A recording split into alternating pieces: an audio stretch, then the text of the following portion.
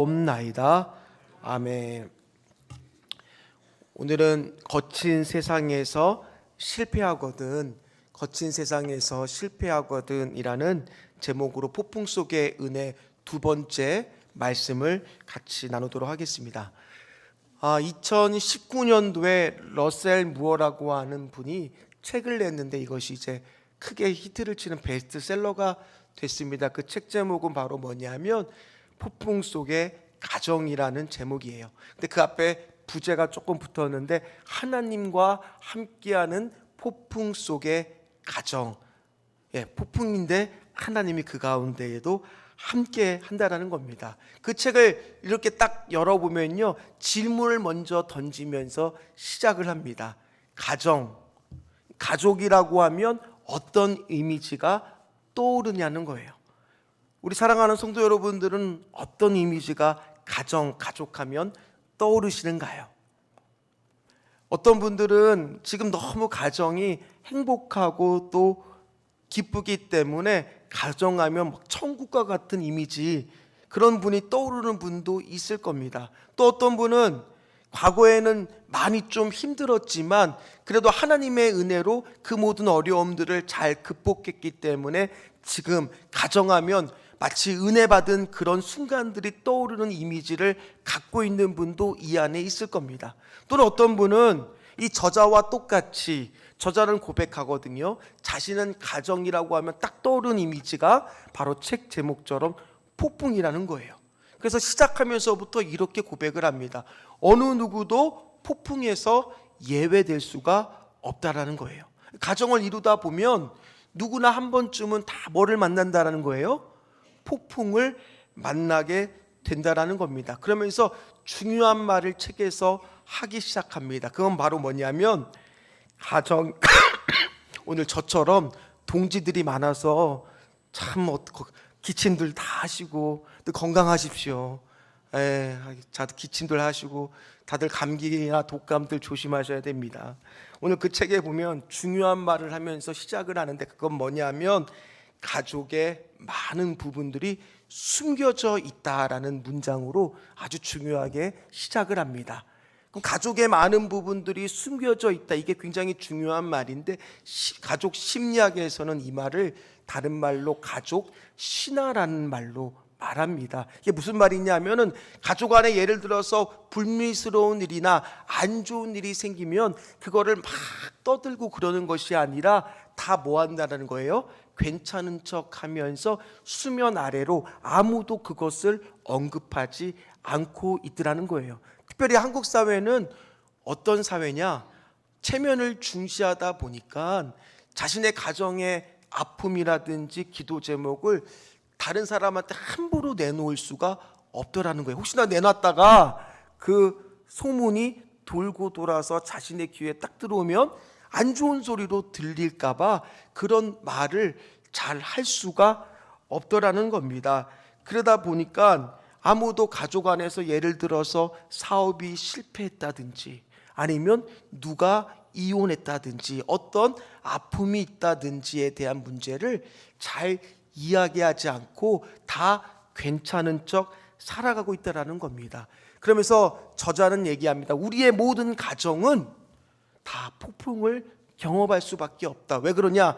영적으로 보면 우리 모두가 다 뭐이기 때문이냐면 죄인이기 때문에 폭풍의 가정을 경험할 수밖에 없다라고 말을 하고 있습니다. 왜냐하면 우리는 다 좋은 부모가 되고 싶잖아요. 그러나 우리 다 자녀들을 키워보신 분들은 아시잖아요. 자녀를 대할 때 나는 정말 좋은 부모로 대하고 싶은 마음 없는 분 여기 있으세요? 다 좋은 부모이고 싶으시죠? 다 나쁜 부모, 오은영 박사님을 찾아가셔야 되나 봐요. 다 좋은 부모이고 싶잖아요, 우리는. 그런데 어떻습니까? 자녀를 실제로 대하고 만나보면 이 자녀를 통해서 내 민낯이 드러나고 화가 나기도 하고 때로는 짜증이 폭발하기도 하고 그러다 보니까 이거 내가 좋은 부모가 아닌 것 같은 마음이 들 때가 있더라는 거예요. 그뿐만이 아닙니다. 자녀들은 어떻습니까? 밖에서는 친구들하고 하하호 하면서 막 그렇게 잘 지내는데 집에만 딱 들어오면 말을 안 해요. 웃지를 않아요. 그러다 보니까 이 가정 안에서 겉으로 보기에는 괜찮은 척 지내고 있는 것 같지만 실제적으로 많은 가정이 폭풍 같은 가정, 이 이미지처럼 지내고 있더라는 거예요. 그러면 이 폭풍 같은 가정을 겪으면서 우리는 이것을 어떻게 헤쳐나갈까? 오늘 말씀을 통해서 같이 살펴보고자 합니다. 지난 시간 사도 바울은 이제 항소를 함으로 인해서 로마 교회로 압송을 당하게 됩니다. 로마 백부장 율리오라고 하는 사람이 인솔하에 항로를 따라 배를 따라 쭉 가다가 어디까지 이르게 되느냐, 그레데라고 하는 섬에 미앙이라고 하는 항구까지 도착을 합니다. 근데 거기는 작은 항구였어요. 시골에 있는. 이제 앞으로 대속죄일이 지나서 겨울이 찾아오면 폭풍이 치기 때문에 겨울을 한 달, 두 달은 날서 머물 항구가 필요했는데 이 미앙이라는 항구는 너무나 작은 나머지 숙박시설이 제대로 갖춰지지 않았습니다. 그래서 거기 배 안에 탔던 모든 사람들은 그 옆에 4시간 정도만 배를 타고 가면 베닉스라고 하는 큰 항구가 있어서 그곳으로 다 이동을 하려고 하는 그 순간 사도 바울이 가지 말라고, 위험하다라고 만류를 합니다. 그런데 사도 바울의 신분은 어떤 신분이었어요? 죄수다 보니까, 아니 누가 죄수의 말을 아무리 경험이 있다 그래도 귀담아 듣겠습니까? 사람들이 무시했죠. 그리고 선장과 선주들도 4시간 정도는 금방이라고 당연히 말을 했겠죠. 그리고 배를 출발을 시킵니다. 처음에는 남풍이 불고요, 아주 목적지에 금방 도착할 것처럼 잘 가지만 성경에 보니까 어떤 표현을 하고 있느냐면 얼마 안 돼요. 뭐라고요? 얼마 안 돼. 이게 인생이라 그랬잖아요. 우리가 처음에 계획하고 연초에 다 계획했을 때는 어떤 계획이 실현될 거라고 다 꿈을 꿔요? 잘 될 거라고, 남풍이 불 거라고 다 예상하지만 시간이 지나면 만나게 되는 게 바로 뭐냐면 유라굴라, 북독풍 같은 태풍과 광풍을 만나더라는 거예요. 그래서 배를 이러지도 못하고 저러지도 못하고 씨름씨름 하다가 결국에는 배가 자초될 수도 있으니까 배 안에 있는 짐들을 버려서 배를 가볍게 하기로 결정을 합니다. 그래서 버리는 게 처음에 뭐냐, 그 배 안에는 상인들도 타고 있었을 겁니다. 그럼 상인들한테는 이 목숨과 같은, 이제 로마에 도착해서 무역을 해서 팔 모든 짐들을 다 어쩔 수 없이 휴지 조각 버리듯 배 밖으로 던지기 시작하는 거예요. 던지면서 얼마나 안타깝겠습니까? 얼마나 아깝겠습니까? 그러나 살아야 되니까. 근데 시간이 지나도 기미가 안 보이니까 이제 배의 기구들까지 버리기 시작합니다. 배의 기구에는 노까지 다 버리는 거예요. 그러다 보니까 배가 이리도 저리도 가는데 이 바람 따라서 갈 수밖에 없는 그런 막막한 상황인데, 심지어 하루 이틀 동안 풍랑이 일어서 끝날 줄 알았는데 성경에 보니까 며칠이 지나도 낮인데도 불구하고 태양볕도 보이지 않고 밤에는 별도 보이지 않아서 구원의 여망마저 사라지는, 구원의 희망마저 사라지는 그런 위기에 봉착하게 됩니다. 그때 사도 바울이 결연히 일어나서 그 사람들한테 외치죠. 어젯밤에 내가 하나님의 사자의 음성을 들었다고. 근데 그 음성이 바로 뭐냐? 여기 배 안에 있는 어느 누구도 죽지 않을 거라고. 그리고 배 안에 있는 생명이, 네가 가이사 앞에 서야 되기 때문에 이 배 안에 있는 생명을 내게 맡기겠다라는 말을 들었다는 것을 선포하는 걸 우리가 지난 시간에 봤습니다. 그래서 폭풍 속의 첫 번째 은혜가 뭐였냐면, 폭풍이 치는 그 가운데에 있어도 누군가는 뭐를 들어야 된다고 말씀을 드렸어요? 하나님의 음성을 들어야 된다고. 그리고 그 음성이 사도 바울이 그대로 될 거라고 믿었어요. 그 믿음을 가지고 하나님의 음성을 믿음으로 믿고 나가는 그곳에 첫 번째 뭐가 있다라는 거예요? 폭풍 속에 은혜가 있다라고 지난 시간에 말씀을 드렸습니다. 그러나 그 안에 있는 배에 있는 사람들은 사도 바울의 그 말을 들어도 다 믿었을까요? 다 고지고대로 들었을까요? 아직은 사도 바울의 신분이 뭐라고요? 죄수잖아요. 그의 말을 100%다 확신할 수는 없었을 겁니다. 심지어 현실로 봤을 때 아직 폭풍은 끝났을까요? 현실은 폭풍이 끝나지 않았더라는 겁니다. 그러는 가운데 어떤 일이 생겼느냐? 27절 말씀을 같이 읽어보도록 하겠습니다. 열나흘째 되는 날 밤에 우리가 아드리아 바다에서 이리저리 쫓겨다가 저정쯤 되어 사공들이 어느 육지에 가까워지는 줄을 짐작하고. 아멘. 자, 폭풍이 친 지가 무려 며칠이 지났습니까? 14일이나 지났어요. 14일 동안 먹지도 못했습니다. 배는 줄이죠. 지쳤죠. 그런데 선원들이 갑자기 아마 붓에서 나는 육지의 냄새가 있었는지 아니면 경험상인지는 모르겠어요. 근데 뭐가 가깝다는 것을 알았느냐?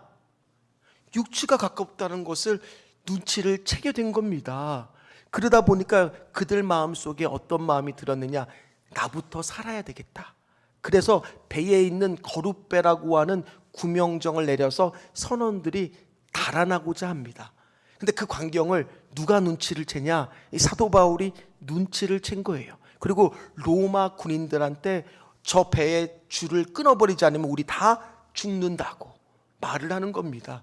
그러니 로마 군인들이 누구의 말을 듣고? 사도 바울의 말을 듣고 배에 거룻배라고 하는 구명보트 묶여있던 줄을 다 끊어버리고 그 구명정을 바다에 버리게 됩니다. 자, 여기서 우리는 주목할 수가 있어요.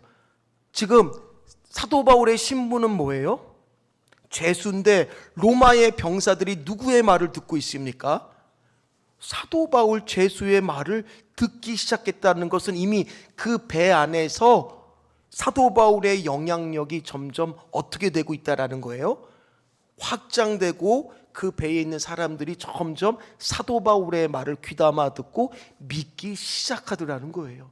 그래서 오늘 마찬가지입니다. 우리가 폭풍 속에 처해 있는 상황 가운데에서도 누가 영향력을 발휘하냐에 따라서 그 폭풍을 안전하게 지나갈 수 있는 것이고요.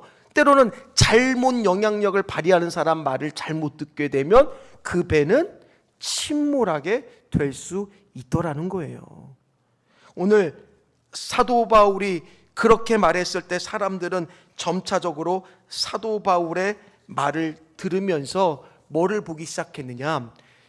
거기 배 안에 있는 많은 사람들이 예수님을 믿는 사람은 아니었습니다. 그러나 오늘 사도 바울이 하나님의 사자의 음성을 듣고 그것을 전해주고 또 오늘도 이런 여러 가지 사건들을 통해서 뭐를 보기 시작하느냐? 그런 폭풍과 같은 위기 속에서 사도 바울이 어떤 말을 하는지 어떤 행동하는지를 봄으로 인해서 지금 누구를 경험하고 있느냐? 간접적으로 하나님을 경험하고 있더라는 거예요. 누구를 경험한다고요?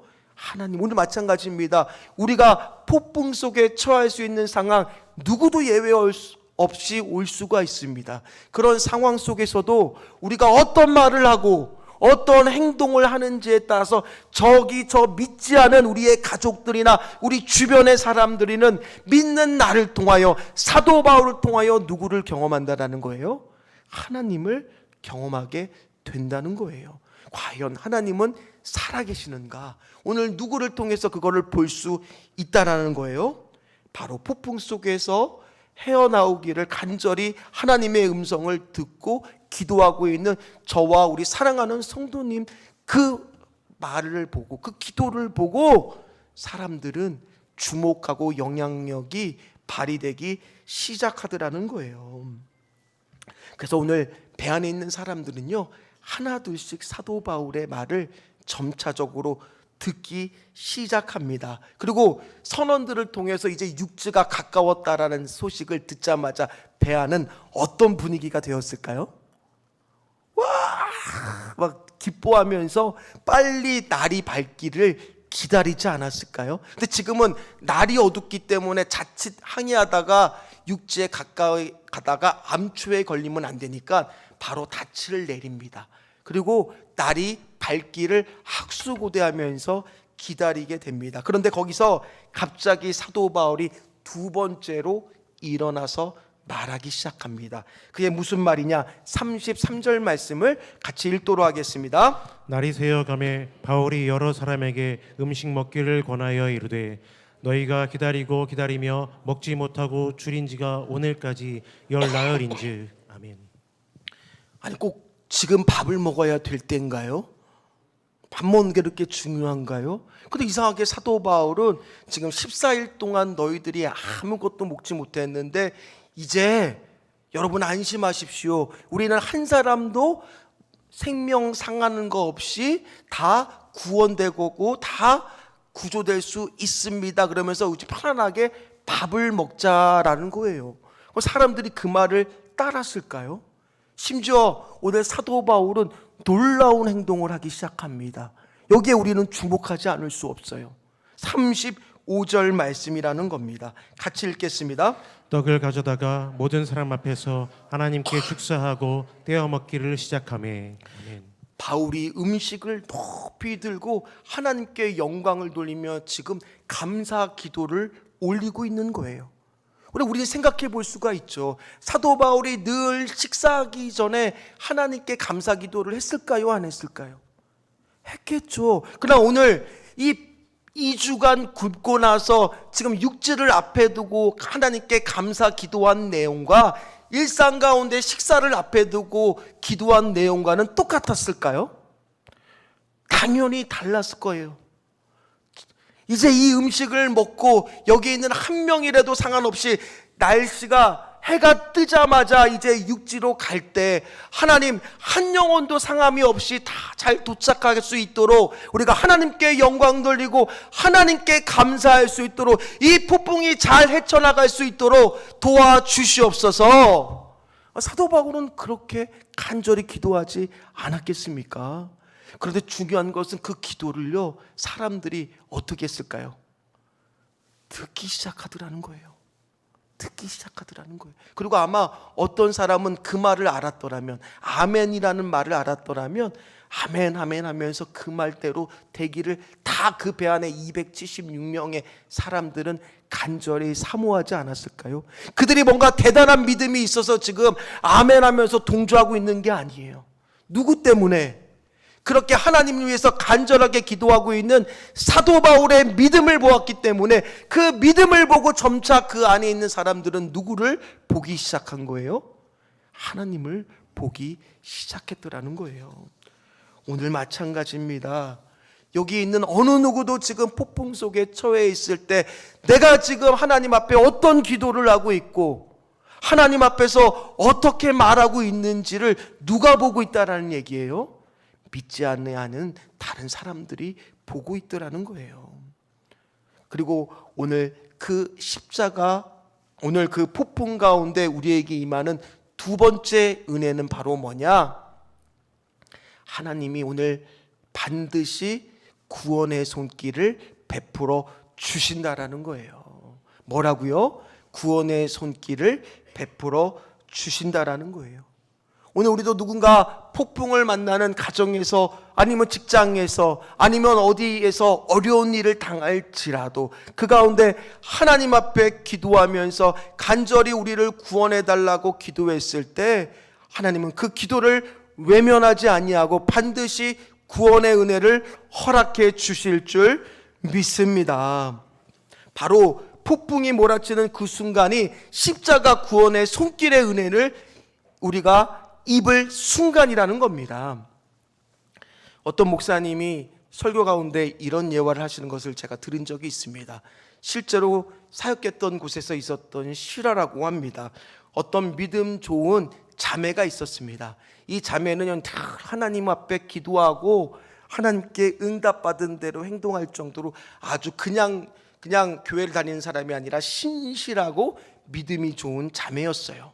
그런데 이 자매가 결혼할 남자가 있었는데 택시를 운전하시는 택시 드라이버였습니다.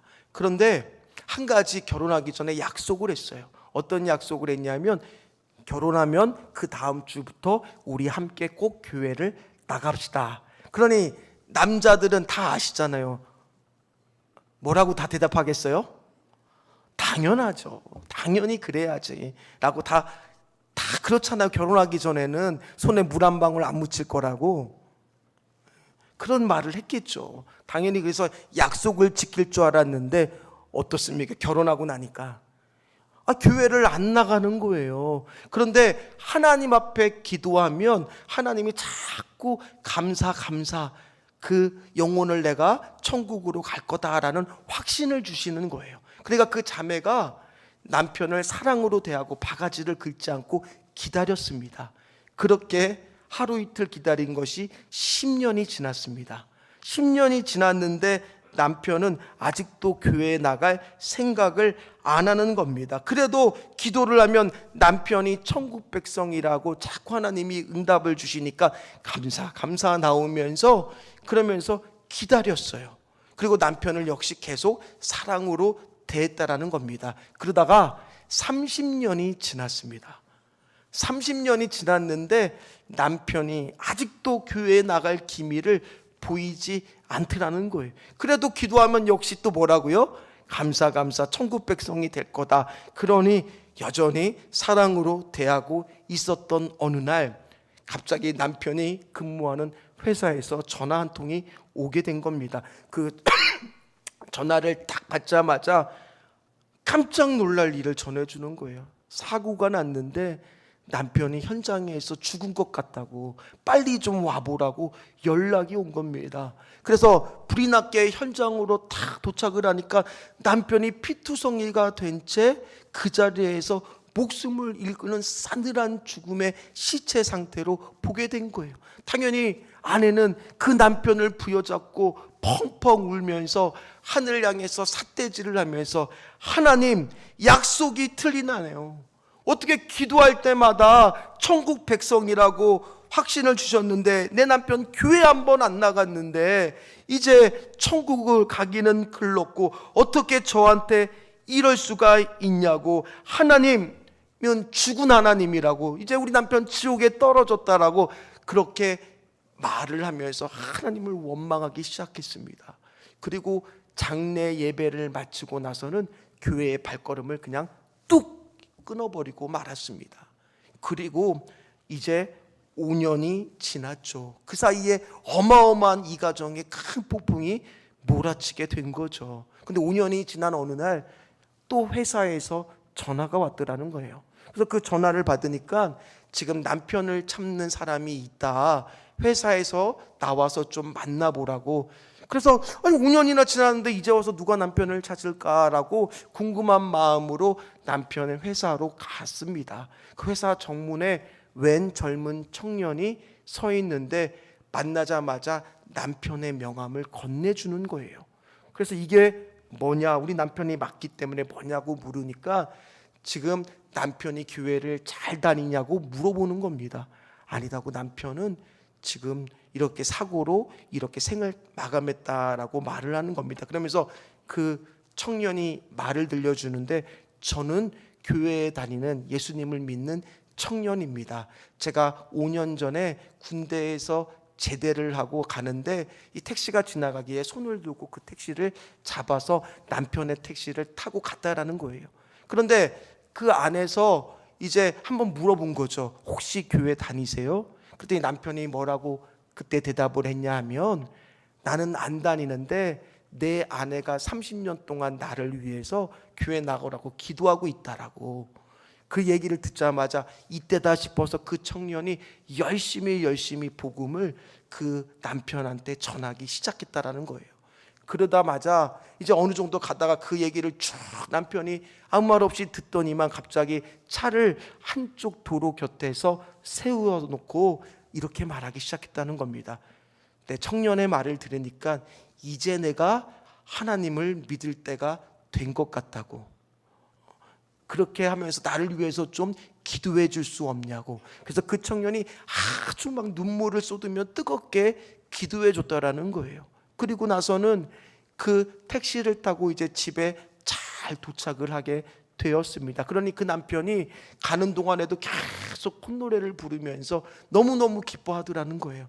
이제 우리 아내가 30년 만에 내가 교회를 가면 얼마나 좋아할까, 그러면서 막 콧노래를 부르면서 갔더라는 거예요. 그리고 도착하자마자 그 청년이 너무 고마웠는지 갑자기 주섬주섬 명함을 꺼내어 주면서 꼭 그 나중에 시간 되면 꼭 한번 찾아와 달라고, 내가 아주 맛있는 음식을 대접하겠다고 그렇게 얘기를 하더라는 거예요. 그래서 그 명함을 받아들고 집에 왔는데, 한 제대하자마자 친구들 만나고 막 사람들 만나고 한 2주 후에 이제 한번 가보려고 여기저기 찾아봤는데 명함이 보이지 않더라는 거예요.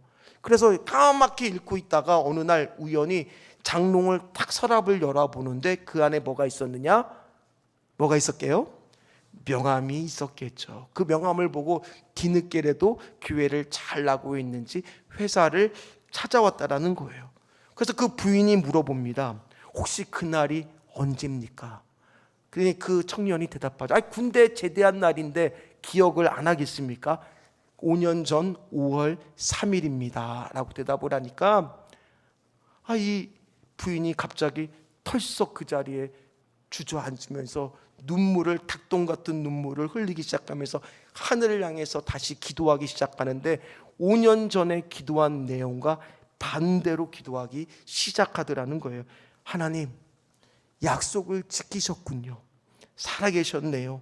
그런 줄도 모르고 약속을 지키지 않고 죽은 하나님이라고 원망하고 5년간 불신의 삶을 살았던 저를 용서하여 주시옵소서.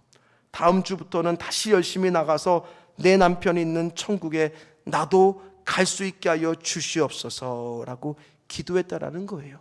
이게 미국 시카고의 로저 심슨 씨에 있었던 실화라고 합니다. 그 가정은 남편을 잃어버리는 폭풍과 같은 일을 경험했지만 그 안에서 뭐를 동시에 또 경험했느냐? 십자가의 구원의 복음의 능력을 경험하더라는 거예요. 우리가 십자가를 생각을 하면 고통과 고난이라는 것도 있지만 또 거기에는 뭐가 있어요? 그 이면에는 제사함과 십자가의 구원의 능력이 함께 있다라는 사실을 믿으시기를 주의 이름으로 축원합니다. 그래서 폭풍 속에서 있는 우리의 두 번째 은혜는 바로 뭐냐면 그 순간이 바로 뭐를 경험할 때예요? 십자가 구원의 은혜를 경험할 때라는 거예요.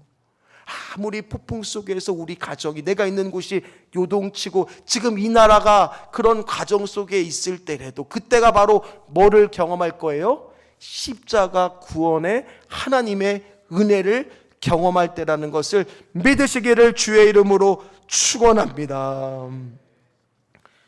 날이 새기 시작했습니다. 사람들은 드디어 육지가 보이니까 환호를 질렀을 거예요. 부들겨 서로 안았을 겁니다.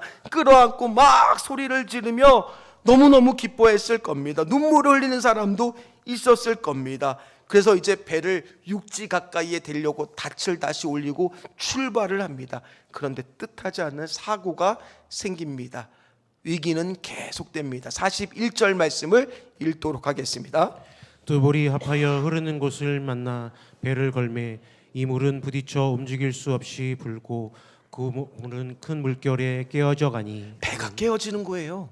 이 물은 배 앞부분, 고물은 배의 뒷부분이거든요. 어쨌든 두 물길이 합쳐지는 곳에 무슨 뻘이 있든지 뭐가 있든지 거기 딱 부딪혀서 배가 깨지니까 배 안에 뭐가 들어오겠어요? 물이 들어오겠죠. 그럼 사람들이 지금 위기에 또 온 거잖아요. 그런데 자, 한번 생각해 보세요.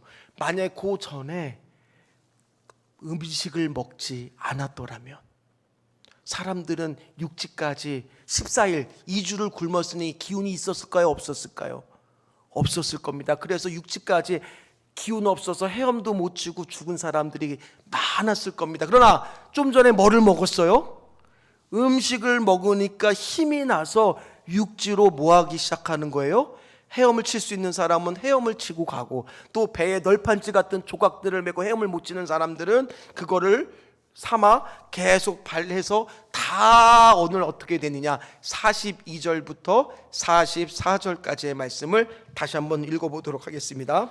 군인들은 죄수가 헤엄쳐서 도망할까 하여 그들을 죽이는 것이 좋다 하였으나 백부장이 바울을 구원하려 하여 그들의 뜻을 막고 헤엄칠 줄 아는 사람들을 명하여 물에 뛰어내려 먼저 육지에 나가게 하고 그 남은 사람들은 널조각 혹은 배 물건에 의지하여 나가게 하니 마침내 사람들이 다 상륙하여 구조되니라. 아멘. 네. 계속 어려움은 옵니다. 오늘 말씀에 보니까 죄수들이 도망갈까봐 로마 군인들은 죄수들을 다 죽이고자 하지만 율리오는 이미 사도 바울의 영향력에 감동을 받았어요. 그래서 사도 바울을 죽일 수가 없어서 다른 죄수들까지 다 죽이지 말라고, 저들을 그냥 두라고, 육지로 헤엄치라고 명령을 내립니다. 그리고 오늘 마지막 44절 맨 마지막에 마침내 어떻게 됩니까? 사람들이 다 상륙하여 한 사람도 한 영혼도 상함없이 다 뭐가 되리라? 구조되리라. 이게 십자가 은혜를 경험하는 순간이라는 거예요. 오늘 성경은요, 폭풍을 만났을 때 상황들을 오늘 이 사도행전 27장뿐만 아니라 마가복음 4장에서도 폭풍이 쳤을 때 제자들이 난리가 났습니다. 예수님은 주무시는데 우리가 죽게 된 것을 주님은 왜 모른 척 하십니까? 라고 막 외치면서 다급해졌던 그 순간 예수를 흔들어 깨우니 예수님은 일어나서 아무 말 없이 조용히 한마디만 하시잖아요. 바다야 잠잠하라. 그랬더니 바다가 어떻게 됐습니까? 잠잠해졌어요. 그것뿐만이 아닙니다.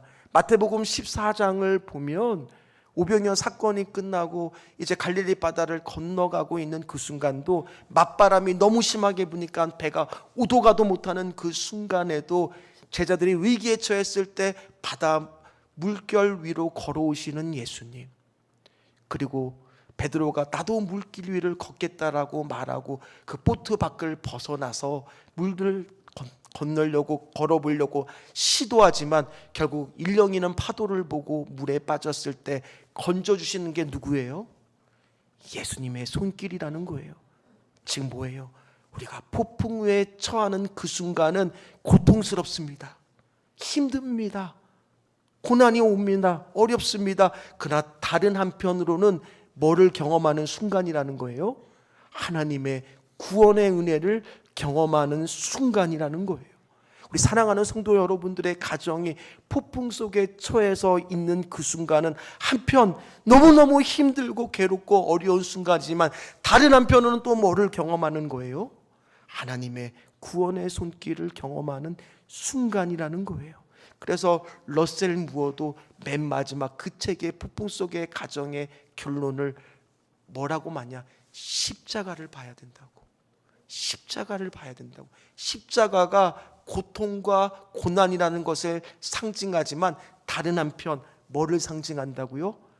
죄사함과 죽음을 이기시고 구원의 손길을 베푼 그 십자가를 우리는 봐야 된다라고 말하고 있다라는 거예요. 말씀을 마무리하도록 하겠습니다.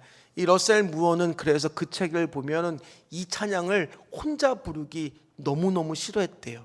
그 찬송가가 바로 뭐냐면 오늘 설교 제목이에요. 거친 세상에서 실패하거든. 아니 이 멜로디는 너무너무 경쾌한데 후렴구하면 살벌하잖아요. 갑자기 그 손 못자국 만져라, 그 손 못자국 만져라. 갑자기 못자국을 만지래요. 왜 그러냐면 그것이 한글 가사는 거친 세상에서 실패하거든이지만 영어의 원어의 가사는 삶의 풍랑 속에서 너가 계획했던 것들이 다 물거품이 될 때, 삶에서 폭풍을 만나서 아무것도 우리가 할 수 없는 그런 상황에 처해 있었을 때 우리가 해야 될 일은 바로 뭐냐? 십자가 주님을 다시 바라보라는 거예요. 그 손 못자국 만졌을 때 고통과 고난만 있는 것이 아니라 그 한편 다른 쪽에는 뭐가 반드시 은혜가 있다?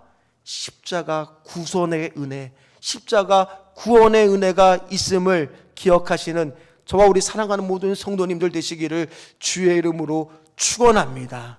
오늘 말씀을 마무리하면서 고린도전서 1장 18절 말씀 한 절만 읽고 말씀을 마무리하도록 하겠습니다. 함께 읽겠습니다. 십자가의 도가 멸망하는 자들에게는 미련한 것이요 구원을 받는 우리에게는 하나님의 능력이라. 아멘. 뭐라고요?